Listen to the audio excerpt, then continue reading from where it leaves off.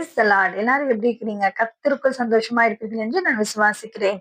இன்றைக்கும் கூட ஒரு அழகான மோட்டிவேஷனல் வேர்ஸ் மூலமா உங்க எல்லாரையுமே சந்திப்பதில் எனக்கு மிகுந்த சந்தோஷம்.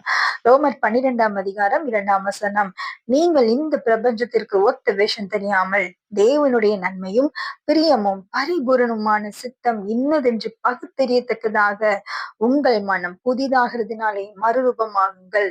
பிரியமானவர்களே, வேதம் நமக்கு என்ன அறிவுரை சொல்லுகிறது? நீங்க இந்த உலகத்துக்கு ஒத்த வேஷம் தரிக்காதீங்க. இந்த உலகத்தோடு உள்ள ஜனங்களை மாதிரி நீங்க என்ன செய்யாதீங்க? வேஷம் போடாதீங்க.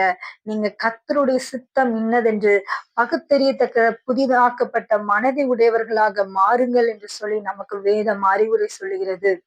பிரியமானவர்களே, ஆலயத்திற்குள்ளாக நாம் ஒரு மனநிலையுடனும் அதுக்கு ஆலயத்தை விட்டு வெளியில வந்ததுக்கு அப்புறமாக உலகத்தை சந்திக்கும் பொழுது வேறு மனதை உடையவர்களுமாக நாம் என்ன செய்யக்கூடாதாம்? வேஷம் போடக்கூடாதாம். பிரியமானவர்களே, இன்னும் கூட யாக்கோபு 1ஆம் அதிகாரம் 8வது வசனம், இரு மனம் உள்ளவன் தன் வழிகளில் நிலையற்றவனாயிருப்பான். டூ மைண்ட், இப்படியா செய்யலாம் அப்படி செய்யலாம்னு சொல்லி யோசிச்சுட்டு இருந்தா அது ரெண்டையுமே நம்மளால ஒழுங்கா செஞ்சு முடிக்க முடியாது. தன் வழிகள் எல்லாம் நிலையற்றவனாயிருப்பான். இரு மனம் உள்ளவன்.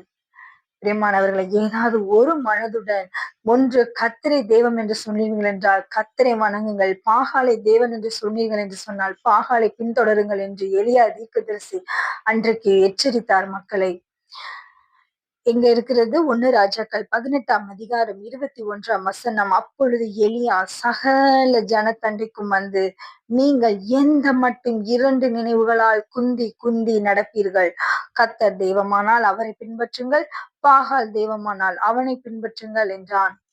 பிரியமானவர்களே, நம்முடைய இருதயத்துல தேவனுக்கு ஒரு இடம், மற்ற காரியங்களுக்கும் நம்மளுடைய இருதயத்துல இடம் என்று சொன்னால் தேவனால் அதில் வாசம் பண்ண முடியாது.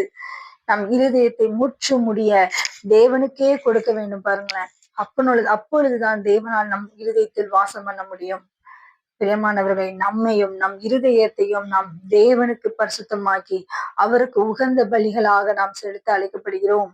இன்னும் கூட வெளிப்படுத்தின விசேஷம் 3ஆம் அதிகாரம் 15ஆம் வசனம் 16ஆம் வசனம் இப்படியாக சொல்லுகிறது, உன் கிரியைகளை அறிந்திருக்கிறேன், நீ குளிரும் அல்ல அனலும் அல்ல, நீ குளிராவது அனலாவது இருந்தால் நலமாயிருக்கும்.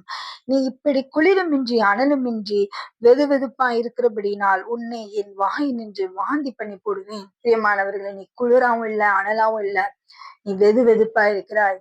உன்னை எனக்கு என்ன செய்ய முடியாது? உட்கொள்ள முடியாது. நான் உன்னை வாந்தி பண்ணி போடுவேன் என்று தேவன் இரு மனம் உள்ளவர்களை பார்த்து எச்சரிக்கிறார்.